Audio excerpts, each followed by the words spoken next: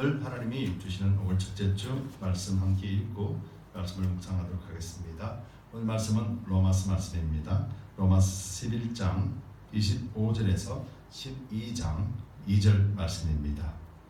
하나님이 받으시는 예배는 이란 제목으로 함께 말씀을 읽고 묵상하도록 하겠습니다. 함께 말씀을 읽겠습니다. 형제들아, 너희가 스스로 지혜 있다 함을 면키 위하여 이 비밀을 너희가 모르기를 내가 원치 아니하노니, 이 비밀은 이방인의 충만한 수가 들어오기까지 이스라엘의 더러는 완악하게 된 것이라. 그리하여 온 이스라엘이 구원을 얻으리라. 기록된 바 구원자가 시온에서 오사 야곱에게서 경건치 않은 것을 돌이키시겠고, 내가 저희 죄를 없이 할 때에 저희에게 이루어질 내 언약이 이것이라 함과 같으리라. 복음으로 하면 저희가 너희를 인하여 원수된 자요, 택하심으로 하면 조상들을 인하여 사랑을 입은 자라. 하나님의 은사와 부르심에는 후회하심이 없느니라. 너희가 전에 하나님께 순종치 아니하더니 이스라엘에 순종치 아니함으로 이제 긍휼을 입었는지라. 이와 같이 사람들이 순종치 아니하니 이는 너희에게 베푸시는 긍휼로 이제 저희도 긍휼을 얻게 하려 하심이니라. 하나님이 모든 사람을 순종치 아니하는 가운데 가두어 두심은 모든 사람에게 긍휼을 베풀려 하심이로다. 깊도다 하나님의 지혜와 지식에 부여하며 그의 판단은 청량치 못할 것이며 그의 길은 찾지 못할 것이로다. 누가 주의 마음을 알았느냐? 누가 그의 모사가 되었느냐? 누가 주께 먼저 드려서 갚으심을 받겠느냐? 이는 만물이 주에게서 나오고 주로 만미하고 주에게로 돌아갑니다. 영광이 그에게 세세 있으리로다. 아멘. 그러므로 형제들아, 내가 하나님의 모든 자비하심으로 너희를 권하노니 너희 몸을 하나님이 기뻐하시는 거룩한 산 제사로 드리라. 이는 너희의 드릴 영적 예배니라.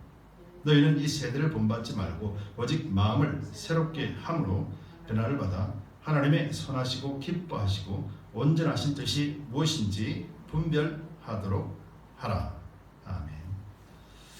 기도하겠습니다. 주님 감사합니다. 이 시간에 우리가 말씀을 묵상하기를 원합니다. 하나님, 우리가 예배를 드리지만은 진정한 예배, 생명 있는 예배, 하나님이 원하시는 예배, 바로 이 예배가 우리 모든 믿는 자들에게는 가장 중요한 것임을 깨닫게 하시고 우리 모든 삶을 통해서 예배자가 될 수 있도록 우리를 친히 인도해 주옵소서. 감사드리며 예수 그리스도를 받들어 간절히 기도드리옵나이다. 아멘.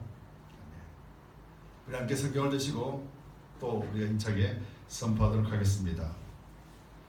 하나님의 말씀은 내 발의 등이요 내 길에 비칩니다. 내가 말씀을 지키면 하나님께서는 나를 지키십니다. 아멘. 성공적인 예배는 성공적인 인생을 살게 합니다. 우리 한번 따라할까요?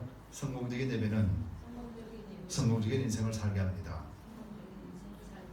네, 아멘. 바로 이것이 하나님이 우리에게 주시는 축복입니다. 여러분들이 진정한 예배자가 되어지고 또 예배를 통해서 하나님이 부어주시는 은혜와 사랑이 무엇인지를 알고, 그리고 또 참된 예배자로서 하나님이 친히 이끌고 가시는 그런 복을 누리시길 바랍니다.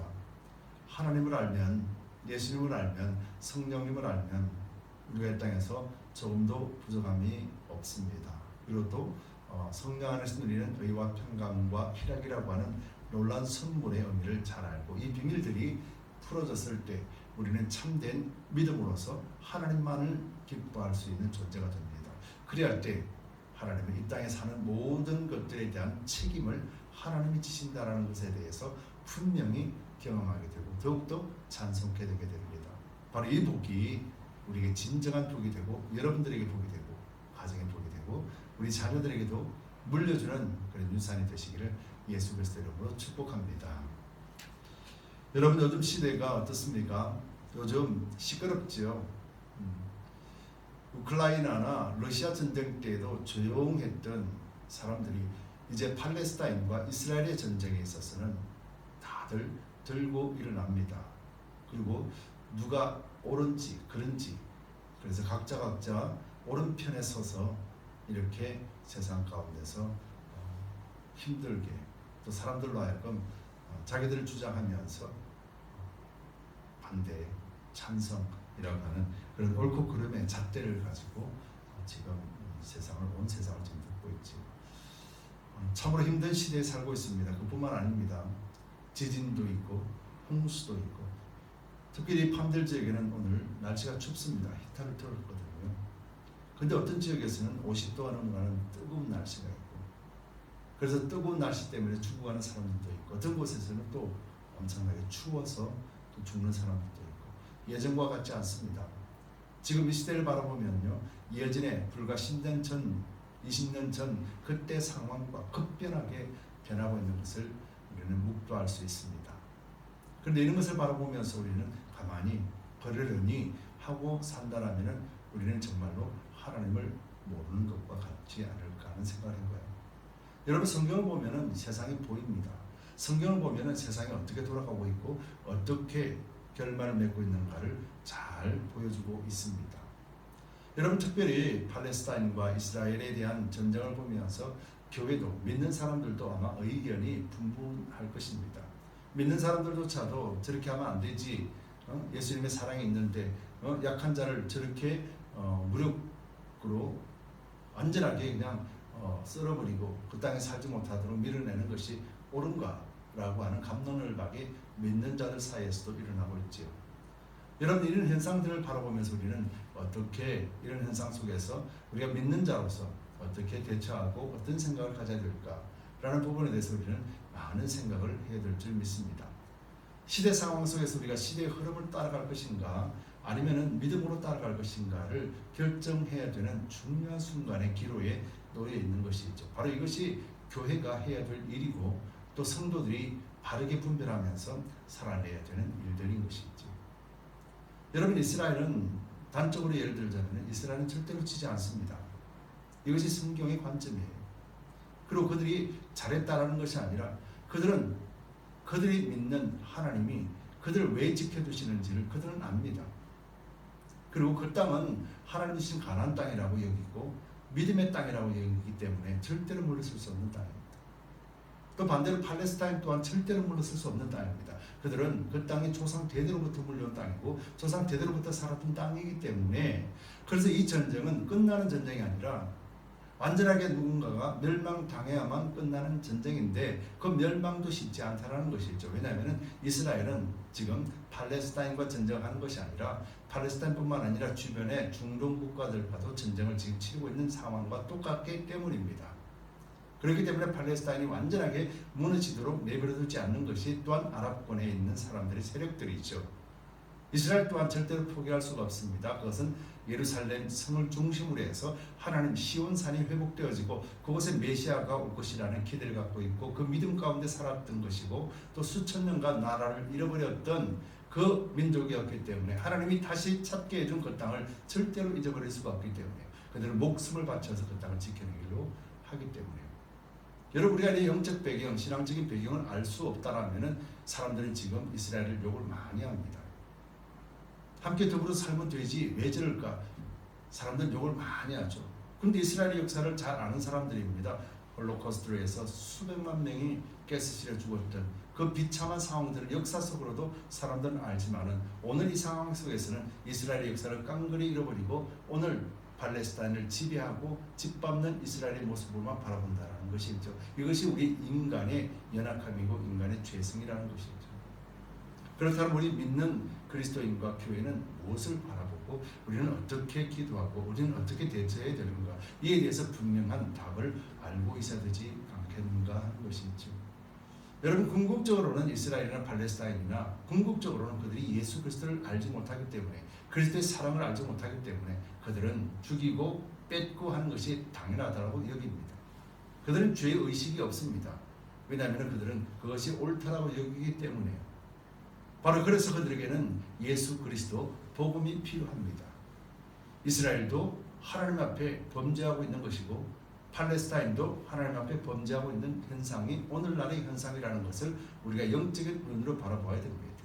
그런데 왜 이스라엘이 하나님 끝까지 지키시고 보호하시는가? 바로 그것이 오늘 본문 말씀 속에서 나타나 있고, 바로 이 본문 말씀에 나타나 있는 그 이스라엘을 통해서 하나님은 그들이 하나님 복음 예수 그리스도를 거부했기 때문에 그 복음이 우리에게로 왔다라고 지금 바울은 로마서에서 그걸 보여주고 있는 것입니다. 그러면서 뭐라고 말씀하시냐면은 너희는 이 사실을 정확하게 알고, 그러면서 첫 번째 요구하는 것이 뭐냐면은 그러므로 너희는 살아있는 제사를 드리라라고 말하는 것입니다. 이것이 영적인 예배라라고 하면서 예배를 강조하고 있다는 것입니다. 너희가 여기서 알았기 때문에 하나님을 잘 믿고 그들이 못 받은 축복을 너희가 마음껏 받아 누려라가 아니라 너희가 이 사실을 정확하게 알고 이스라엘과 하나님 관계와 이방인과 이스라엘의 관계가 어떻게 이방인에게 복음이 증거되어지는지를 너희가 이스라엘을 통해서 잘 알고, 그러고 난 다음에 너희가 하나님 앞에 참된 예배를 드리라라고 말씀하고 있다는 것이죠. 왜요? 이스라엘에게 하나님이 원하셨던 것은 제사였거든요. 그들과 하나님 관계 속에서 하나님을 예배하는, 하나님을 바라보고 하나님 한 분만 섬기는 것, 이것이 구약 전체에 흐르는 신학이에요. 바로 이스라엘을 통해서 그것을 요구하셨지만 이스라엘은 그렇게 하지 않았거든요. 그래서 하나님은 그들이 거부했던 하나님이 올려드리는 예배와 제사들을 이제 이방인들로 하여금 예수 그리스도를 믿게 하고 그들로 하여금 하나님을 예배하는 자가 되게 만드셨다라고 말하는 것이 오늘 본문의 내용인 거예요. 그러면서도 그러면은 이스라엘을 하나님이 버리셨느냐? 그건 또 아니다라고 말하는 것이죠. 왜요? 오늘 본문에서 보면은 이스라엘은 복음으로 하자면은 그들은 우리와 원수된 자들이다라고 말합니다. 복음으로 따지자면은 이스라엘은 예수 그리스도를 알지 못하고 예수를 십자가에 죽였기 때문에 복음 측면에서 본다라면 이스라엘은 원수된 자다 이거예요. 그들은 복음을 믿지 않는다라는 것이죠. 근데요, 복음으로는 원수지만은 택하심으로 하면은 그들은 조상으로 인하여서 하나님의 사랑을 입은 자다라고 표현하고 있습니다. 오늘 본문의 28절을 보면은 그 말씀을 하고 있습니다. 복음으로 하면 저희가 너희를 인하여 원수된 자요, 택하심으로 하면 조상들을 인하여 사랑을 입은 자라. 그러면서 29절에 하나님의 은사와 부르심에는 후회하심이 없다라고 말합니다. 여러분, 이 말씀이 의미가 어떻습니까? 바로 이스라엘에는 지금 하나님이 지키시고 보호하시는 이유는 다른 것이 아니에요. 예수를 안 믿는데 왜 이스라엘을 하나님이 보호하시는가? 예수를 안 믿는데 왜 이스라엘이 이기는가? 예수를 안 믿는데 왜 저들이 하나님의 은혜를 받고 사는가? 이에 대한 해답이 여기에 있는 것이죠. 복음으로 하면은 그들은 원수된 자예요. 복음으로 하면은 그들은 저주받고 멸망당하는 자입니다. 그런데 그들은 뭡니까? 택하심을 입었다라는 거예요. 택하심으로 하면은 조상들을 인하여 사랑을 입은 자라라고 말하면서 하나님이 은사는 후회함이 없다. 즉 하나님은 한번 은사를 주고 사랑을 준 것에 대해서는 되돌림이 없다라는 말이에요. 즉 이 말은 무슨 말입니까? 아브라함을 통해서 선택받은 이스라엘 민족은 하나님이 아브라함에게 하신 그 약속 언약들이 조금 더 변개치 않냐고 오늘 이스라엘 민족들에게 그대로 그 사랑으로 나타난다 이 말이죠. 여러분, 이것이 성경에서 이스라엘을 말하고 있는 대목이라는 것이죠. 알지 못하는 사람들은 이스라엘을 욕합니다. 손가락질합니다. 그러나 교회는 그리스도인은 이스라엘을 손가락질해서는 안 된다는 거예요. 그들은 예수 그리스도를 모릅니다. 그래서 복음으로는 원수된 자입니다. 원수된 자이기 때문에 우리는 복음을 전파해야 됩니다. 그렇지만은 조상으로부터 받은 그 은혜와 사랑은 하나님으로부터 어느 누구도 끊을 수 없는 완전한 사랑 안에 있다는 것이죠. 그들이 하나님을 믿는다 하지만은, 그들이 예수 그리스도를 죽였지만은 그래도 하나님은 여전히 그들을 사랑하고 계시는 것이죠. 무엇 때문에요? 그들이 다시 돌아오게 하실 것을 하나님은 아시기 때문에요. 이것이 오늘날 우리가 이스라엘과 팔레스타인을 바라보면서 우리가 영적으로 바르게 분별하고 있어야 된다는 것이죠. 그렇다고 해서 이스라엘 잘한다가 아니죠. 그들이 분명히 잘못하고 있습니다. 그럼에도 불구하고 하나님은 그들을 지키신다는 거예요. 왜요? 약속의 말씀, 언약의 말씀 때문에 그렇다라고 하는 거예요. 그렇다면 우리가 그리스도인과 교회를 한번 생각해 보자는 거죠. 교회와 그리스도인들은 하나님의 말씀을 가지고 있고 예수 그리스도를 가지고 있다면 우리의 복과 우리의 삶의 모습이 어떤 모습으로 살아가야 되는가 명확하게 답이 나오지 않습니까? 그들은 수천 년간 예수 그리스도를 알지 못하고 예수를 십자가에 못 박아 죽이기까지 했음에도 불구하고 하나님이 한번 언약하신 그 언약이 변개치 않고 그들에게 축복으로 다가온다라면은 오늘 믿는 저와 여러분들이 예수 그리스도의 몸소 우리 안에 계신다라면은 우리의 삶이 어떻게 되어야 되는 것이 마땅한가? 무엇을 두려워하고 무엇을 주저하고 무엇을 정죄하고 우리가 종교의식이나 율법에 사로잡혀서 우리가 그렇게 사는가 하는 것이죠. 행복을 다 잃어버리고 감사를 다 잃어버리고 사랑을 다 잃어버리고 원망과 불평 속에 산다라면 우리는 과연 하나님 앞에 어떤 사랑으로 우리는 그 사랑을 취할 수 있는가 하는 것이죠. 여러분 로마서 11장을 통해서 바울은 이런 말씀을 해요. 원가지와 젖붙인 가지를 이야기합니다. 이스라엘은 원가지였었습니다. 열매를 맺지 않다. 즉 하나님 앞에 온전한 예배, 살아있는 예배를 드리지 못하니까 잘라버렸다라는 거예요. 그래서 우리를 붙였다라고 표현해요. 원가지도 자르신 하나님이 젖붙인 가지를 쉽게 잘라내지 않겠는가 하는 거예요. 그렇다면 그 잘라내는 중심에는 뭐가 있냐면 하나님만을 전적으로 신뢰하고 의지하는 믿음, 그 하나뿐이라는 거예요. 이것이 하나님의 사랑을 받는 것이고 이것이 하나님의 은혜를 누리는 길이라고 하는 것입니다. 그래서 오늘 본문의 25절에 보면은 그렇게 말하고 있죠. 형제들아 너희가 스스로 지혜 있다함을 면키 위하여. 이 말이 무슨 말입니까? 지금 로마에 있는 교회에게 말하는 거예요. 형제들아 너희가 스스로 지혜 있다함을 면키하기 위한다. 너희가 믿음이 좋고 너희가 뭔가를 잘했기 때문에 그래서 그리스도를 믿고 그리스도 안에서 사는 것이 아니다. 너희는 지금 내 믿음이 좋아서 이렇게 살고 있다라고, 하나님이 나를 축복해 주셔 이렇게 살고 있다고, 내가 이렇게 했기 때문에 하나님이 나를 축복하셨다라고 하는 착각을 하지 말라 이 말이에요. 무엇 때문에 그런 것인가? 그 비밀을 너희가 모르기를 내가 원치 않는다라고 하면서 그것은 비밀이었다라고 말합니다. 그러면서 이렇게 말합니다. 25절 후반부에 이 비밀은 이방인의 충만한 수가 들어오기까지 이스라엘에 들어는 완악하게 된 것이라. 이방인이 충만하다라는 것은 하나님이 만족할 만큼 구원의 수가 늘어나고 구원되면은 거기까지 이스라엘이 완악하다라는 거예요. 예수를 안 믿는다라는 거예요. 하나님을 모르게 산다. 그냥 하나님이 그렇게 내버려 두었다라는 거예요. 지금 이스라엘이 하나님을 믿고 예수를 믿지 않는 것은 그들의 완악함 때문인데 이 또한 하나님이 그렇게 두었다라고 말하고 있는 것이죠. 무엇 때문에요? 이방인을 구원하시기 위한 하나님, 그들을 구원하시기 방법, 하나님 왜 그들에게 그들을 두었는지를 알게 하기 위해서라고 표현하는 것이죠. 그러면서 이제 30절에서 이렇게 말합니다. 너희가 전에 하나님께 순종치 아니하더니 이스라엘에 순종치 아니함으로 이제 국리를 입었느니라 라고 말하면서 이스라엘이 순종치 않았기 때문에 너희가 국리를 입었다라는 거예요. 일방적인 하나님의 은혜와 사랑 가운데 너희가 예수를 믿었다라는 거예요. 그래서 복을 받는다라는 거예요. 너희가 잘해서 그런 것이 아니라 너희가 뭔가를 하나님 앞에 잘했기 때문에 하나님이 복 내려주시는 것이 아니라 하나님의 일방적인 은혜, 바로 이스라엘 백성들에게 지금 하나님을 예수를 믿지 않아도 바로 아브라함의 언약 때문에 그들에게 복을 주시는 하나님의 그 신실하심과 그 긍휼하심이 우리에게도 그대로 이어지고 있다는 것이죠. 그러면서 우리에게 주신 그 긍휼을 통하여서 이 긍휼로 인하여서 이스라엘을 구원하시겠다라고 말씀하는 거죠. 그것이 오늘 본문 31절입니다. 이와 같이 이 사람들이 순종치 아니하니 이는 너희에게 베푸시는 긍휼로 이제 저희도 긍휼을 얻게 하려 하십니다. 이해가 되십니까? 하나님은 그들에게 이방인을 구원하신 그 긍휼, 우리가 아무것도 하지 않았고 예수 그리스도 십자가에, 예수 그리스도가 부활에 어떤 능력도 발휘할 수 없었고 우리가 예수를 십자가에 못 박아버린 그 현장에 있었던 우리 모든 인생들을 예수 그리스도 피로 인하여서 우리를 긍휼로 인하여 구원 얻게 하신 그 긍휼이 바로 이스라엘 백성들로 하여금 얻게 하겠다라는 것이죠. 바로 예수 그리스도의 십자가를 통하여서 그들도 예수를 믿게 하겠다라는 거예요. 누가요? 하나님이요. 그러면 우리가 지난 시간에 보았듯이 전파하는 자가 없는데 어찌 들을 것이냐.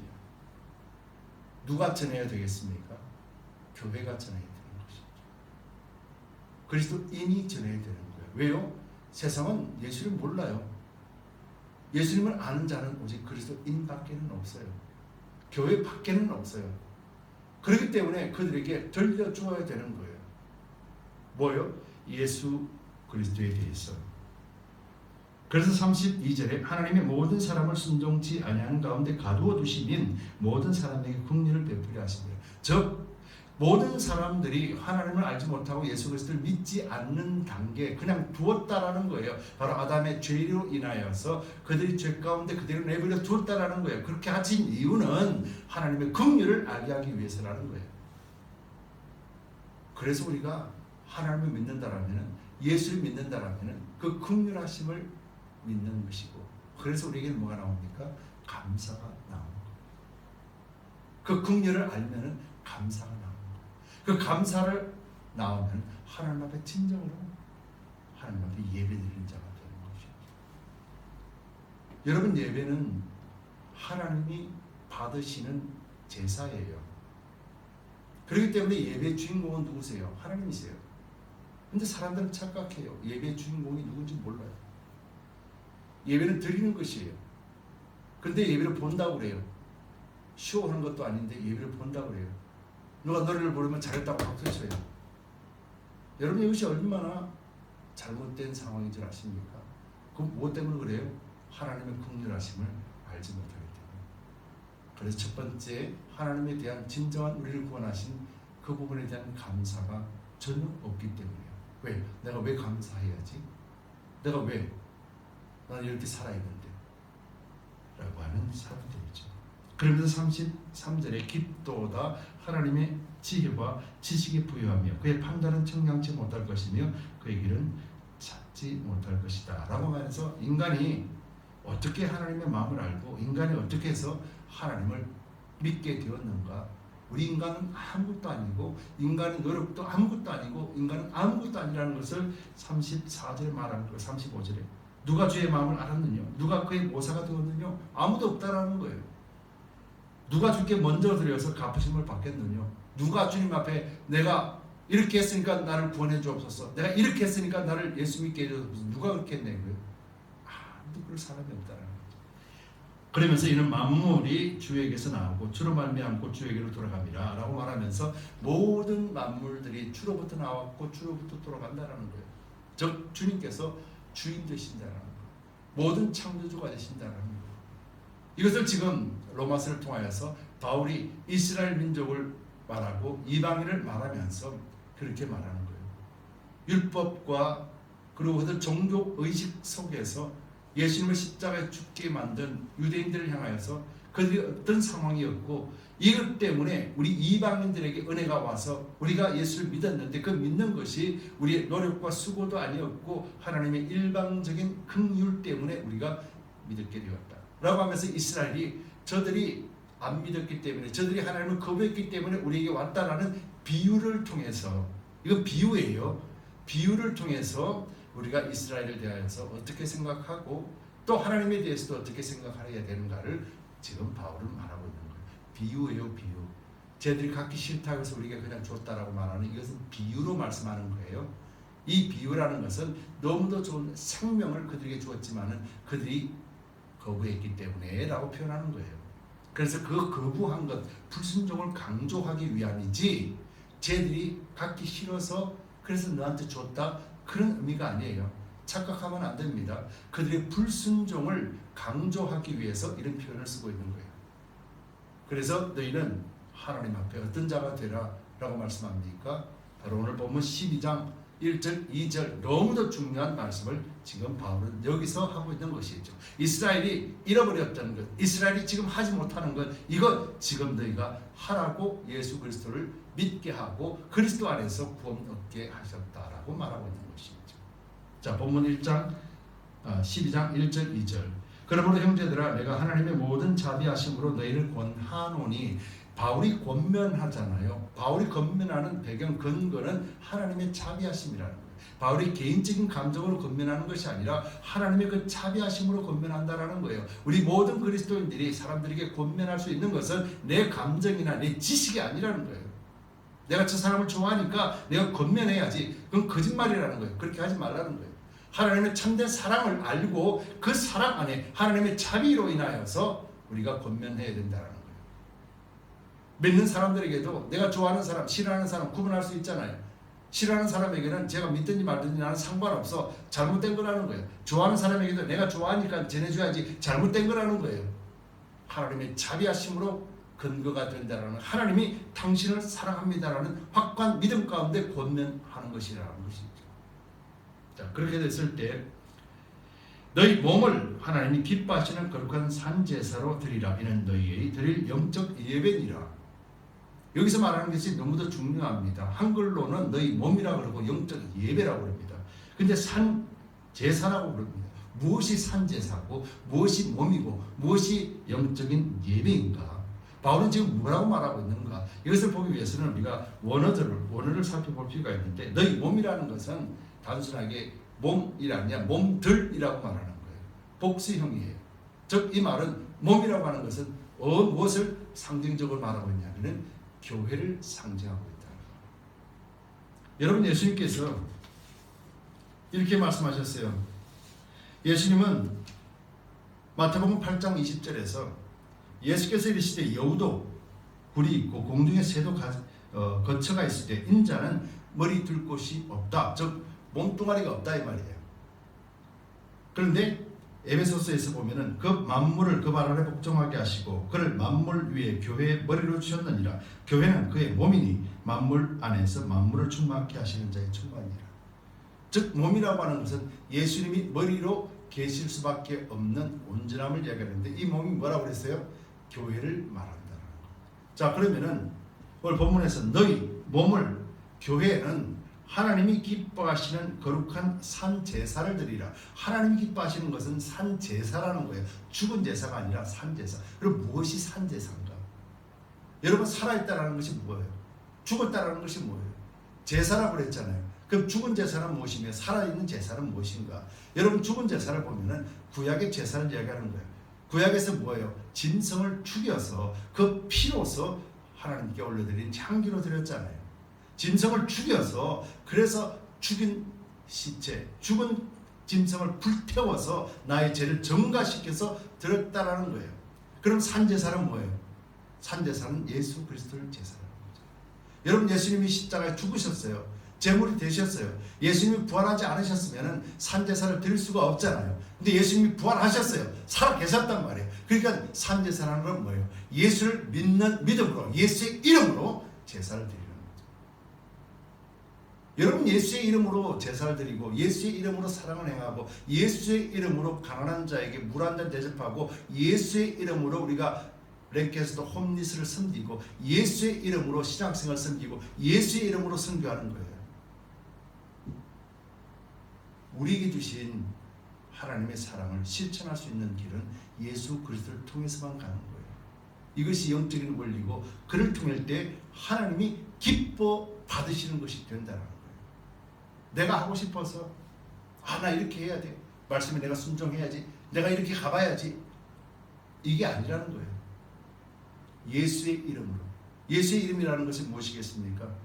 내가 그에게 대한 마음이 전혀 없는데 그냥 내가 좋아서 하고 싶은데 예수의 이름이 아니라는 거예요. 예수의 이름이라는 것은 내가 좋아하든 내가 싫어하든 상관없다라는 거예요. 예수의 이름이라는 것은 하나님의 사랑이 필요한 곳이라면은 내 마음에 상관없이 행하는 것을 이야기하는 거예요. 내가 좋아하는 곳에, 내가 싫어하는 곳에 구분하는 것이 예수의 이름이 아니라 그가 필요한 것인가를 우리가 잘 알고, 그가 필요한 곳, 필요한 곳에 누구든지 상관없이 필요한 곳이 있다라면은 예수의 이름으로 전하는 것, 이것을 이야기합니다. 여러분, 그래서 우리가 교회 안에서도 몸을 이루고 서로 사랑하고, 여러분, 이것이 얼마나 중요한 일인지 우리는 알아야 돼요. 우리가 사도신경으로 우리가 신앙 고백을 하잖아요. 성도가 서로 뭐 한다고요? 교통하는 것. 우리가 그렇게 입으로 고백하면서도 교통이고 뭐고 아무것도 없다라면 우리는 거짓말하고 있는 거예요. 교회는 교통하는 곳이에요. 성도가 서로 교통하는 것과, 그리고 뭡니까? 죄를 다 용서해 주는 곳이 교회예요. 그런데 우리 교회가 이런 교회가 되어야 되는 거예요. 그리할 때 하나님이 기뻐 받으시는 거룩한 산제사, 예수의 이름을 올려드리는 제사가 돼요. 하나님 앞에 예배를 드린다면 하나님이 받으시는 예배를 드리는 것이 마땅하지 않겠습니까? 그래서 성공적인 예배는 성공적인 인생을 살 수밖에 없는 거예요. 그러면서 이제 이렇게 말합니다. 제사를 드리려 이는 너희의 드릴 영적 예배니라. 여기서 한글로 영적 예배라고 되어 있기 때문에 도대체 무슨 예배가 영적 예배냐라고 말하지만은 원문에서는 영적이라는 말을 쓰는 것이 아니라 합당하다라는 거예요. 합당하다라는 거예요. 합당한 예배를 드리라는 거예요. 무엇이 합당한 예배예요? 예수님의 사랑을 알고 하나님의 은혜를 아는 자로서 마땅히 드러지는 나타나는 현상을 이야기하는 거예요. 나 오늘 주일날 가야지. 주일이니까 예배 드려야지. 가서 바로 가가지고 예배 드리고 다 끝났다 집에 가자. 이게 아니는 거예요. 왜 예배를 드려야 되는지, 왜 교회 가야 되는지, 왜 몸을 이루어야 되는지 알면서 그 은혜에 감사하면서 드리는 것이 오늘 말하는 영적 예배라는 거예요. 이스라엘을 생각하고 그들이 받을 복이 오늘 우리에게 흘러왔구나 라고 생각하면서 그 복이 예수 그리스도로 말미암아서 우리에게 성취가 되었구나 라는 것을 알고 확실히 잘 알고 난 다음에 드리는 것이 합당한 예배라는 거예요. 합당하다는 말이 무슨 말입니까? 하나님이 받으시는 예배라는 거예요. 하나님이 받으셨을 때 그래 맞다 이거야 라고 받으시는 예물인 거죠. 그것이 뭐예요? 하나님이 그렇게 하셨습니다. 하나님이 받으시는 예배가 됩니다. 하나님이 이 예배의 주인이십니다 라고 고백하는 마음, 예수의 이름으로 그렇게 고백하는 마음이라는 거예요. 여러분, 바울은 지금 그 말씀을 하는 것이죠. 여러분, 그렇기 때문에 우리가 드릴 영적 예배라는 거예요. 영적 예배를 드리세요. 무엇이 영적인 예배인데요? 영도 모르는데 무슨 영적 예배를 드립니까? 그렇지만은 오늘 본문에서는 그 영적 예배라고 하는 것이 바로 하나님과 우리 사이에 성령을 의지하고 드리는 예배를 말하는 것인데, 바로 이것은 우리가 예수 그리스도 십자가를 통해서 하나님을 알고 하나님 그 사람 그 긍휼을 입은 것을 알고 감사하고 즐거워하고 기뻐하는 마음으로 예배를 드리는 것이 합당한 예배라는 거예요. 그냥 곡이 좋아서 찬양을 드리면서 그 곡이 내 형편에 맞아서 눈물을 흘리는 것이 아니라 하나님을 찬양하고 기뻐하는 것을 위해서 내 영이 기뻐하는 것, 즐거워하는 것, 이것이 합당한 예배라는 거죠. 여러분, 이것이 교회가 그 몸이 이제 예수님께서 머리로 오셨지 않니? 그래서 이제 몸이 완전하게 갖추어졌지 않니? 그러니까 이 거룩한 몸을 이제 예수 그리스도로 말미암아 예수의 이름으로 말미암아 합당한 예배를 드릴 수 있게 되었다라고 말하는 것이죠. 바울이 우상을 섬기며 종교 의식 속에서 살았던 그들의 모든 습관들을 이제는 던져버리고 이제 주님을 믿는 참 믿음 안에서 살게 하기 위함이라는 것이죠. 여러분, 우리가 예수를 믿는다고 하면서 마치 율법에 속한 자처럼 벗어나지 못하고 사는 사람들이 많이 있잖아요. 그 증거를 우리가 어떻게 할 수 있는가? 그것은 우리가 우리 자신들을 잘 살펴보시기 바랍니다. 율법이나 종교주의 현상들이 우리에게는 어떻게 나타나는가? 첫 번째로 외적인 요인들, 바깥의 외부의 요인들 때문에 마음이 평안하지 못한 것을 이야기하는 거죠. 저 사람 때문에, 환경 때문에 내가 마음이 전혀 평안하지 않는다라는 것. 이것은 바로 종교주의적이고 율법주의적인 사상에 사로잡혀 있기 때문에, 그래서 하나님 앞에 합당한 예배를 드릴 수 없는 상태를 이야기하는 거죠. 그 다음에 다른 사람들의 눈에 자꾸 거슬려요. 다른 사람들의 신앙이 옳고 그른지 자꾸 눈에 거슬린다는 거죠. 바로 이것 또한 우리가 종교주의적이고 의식주의적인 모습이라는 거예요. 그 다음에 교회라고 하는, 내 몸이라고 하는 이 교회의식, 주인의식이 없을 때요. 그냥 교회 나오는 거예요. 교회가 한 몸이라고 말하는 것에 대해 전혀 공감을 할 수가 없고, 교회가 왜 몸이지? 예수님이 왜 머리지에 대한 전혀 이해가 없는 상태, 바로 그런 상태를 얘기하는 거예요. 복에 대해서도 세상이 잘 되는 것을 복이라고 여깁니다. 그래서 복은 내가 먼저 받아야 되고, 내가 제일 많이 받아야 되고, 저 사람보다 내가 더 많이 받아야 된다라고 생각하는 것. 바로 이런 상태들이 바로 우리가 율법주의적이고 종교주의인 상태에서 벗어나지 못하고 있다는 것을 의미하는 것이죠. 그래서 합당한 예배를 드릴 수 없는 상태에 있다는 것입니다. 그렇다면 이제 우리는 무엇을 해야 되겠습니까? 나는 지금 하나님이 받으시는 합당한 예배, 성공적인 예배를 드리고 있는가? 이 부분에서 우리는 생각을 해봐야 되는 것이죠. 수도 없이 많은 시간을 예배를 드렸습니다. 수도 없는 많은 예배를 드렸습니다. 그럼에도 불구하고 여전히 우리가 합당한 예배를 드리지 못하고 있다면 오늘이라도 우리는 합당한 예배를 드려야 됩니다. 성공적인 예배가 성공적인 인생을 살게 한다는 것을 믿는다면 우리는 합당한 예배를 드림으로 말미암아 하나님이 내 인생을 책임지고, 그리고 내 간구와 기도를 들으시고 내 가족과 교회를 하나님이 인도하심을 경험하게 되는 그 놀라운 현장을 우리는 매일같이 묵도하고 경험해야 될 줄 믿습니다. 여러분, 그리스도인들에게 예배가 빠져버리면 어떻게 될까요? 교회에서 예배가 없어지면 어떻게 될까요? 교회가 존재할 가치가 없습니다. 한 명이 있어도 예배는 드릴 수 있습니다. 그런데 예배가 없으면 만 명이 모이고 수만 명이 모이고 수천 명이 수십만 명이 모여도 그건 교회가 아닌 거예요. 교회 기준이 뭡니까? 예배가 있느냐 없느냐. 교회 기준이 뭡니까? 합당한 예배를 드리는가, 거짓된 예배를 드리는가, 여기에 있는 거예요. 사람이 많고 적음의 차이가 아니에요. 하나님이 받으시는 합당한 예배인가, 아니면 거짓되게 자기들의 욕심 때문에 종교와 의식주의에 사로잡혀서 그렇게 종교주의, 우상을 섬기는 자들처럼 그렇게 하고 있는가, 우리는 잘 분별해야 될 줄 믿습니다. 그래서 오늘날 이 세대를 바라보면서 하나님이 이 세대 속에서 그리스도인된 우리들에게 무엇을 요구하는 것인지, 그리고 또 예배가 무엇 때문에 중요한 것인지, 우리의 삶의 모습이 이스라엘이나 팔레스타인이나 러시아나 우크라이나를 통하여서 교회가 무엇을 전해야 되고 무엇을 선포해야 되는지 모든 근거가 바로 성공적인 예배를 통할 때 비로소 우리는 예수 그리스도의 복음, 예수 그리스도의 사랑을 전파해낼 수 있는 오아시스와 같은 축복의 통로가 되는 것입니다. 그래서 모든 중심에는 하나님이 받으시는 합당한 예배가 있다는 것을 잊지 말고 우리가 예배를 드리고 우리 삶 속에서도 예배자의 삶을 살아갑시다. 그리고 우리 모든 삶의 영역 속에서 살아계신 하나님을 증명하고 정언합시다. 그래서 우리 삶이 하나님이 받으시는 그런 복된 예배가 되는 그런 축복된 삶을 살아가시기를 예수 그리스도 이름으로 축복합니다.